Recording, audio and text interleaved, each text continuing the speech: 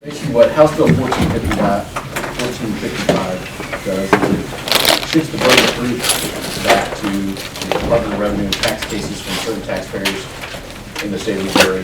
Currently, if you have a company with over 500 employees and a net worth of $7 million, and only the burden of proof lies on the company. If you are under the 500 employees or under the net worth, the burden of proof is on the Department of Revenue.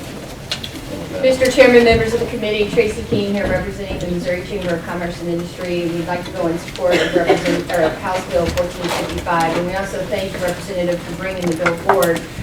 Prior to the 1999 legislative session, the burden of proof was on the taxpayer in all tax disputes. So what that would mean is if you filed a tax return, whether it be an individual or some sort of a business form, sales tax return, withholding tax, the department could assess you an amount based on some disagreement, and you would have to prove your innocence in that case. You would have to prove that the department was wrong. The federal government shifted their burden of proof back to the taxpayer and actually said that, back to the IRS and said that good auditing and good litigation practice should produce sufficient evidence to prove the burden of proof.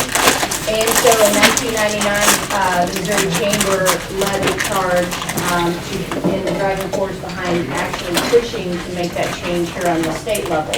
And we were able to do that for all taxpayers with the exception of those that fell within those parameters of $7 million or also 500 employees. So if you believe that a taxpayer should be innocent and should not have to prove they should have to prove their innocence for the smaller taxpayers and businesses, then you should, the same concept should apply. So we ask that you support the bill. There were a couple of provisions, though, back in 1999 that some safeguards. It does say that the taxpayer should also provide evidence that there is a reasonable dispute, and they should also have to provide the records to the Department of Revenue. So the department has access to all of those records when it comes to these tax liabilities. So with that, I'd just be happy to answer any questions.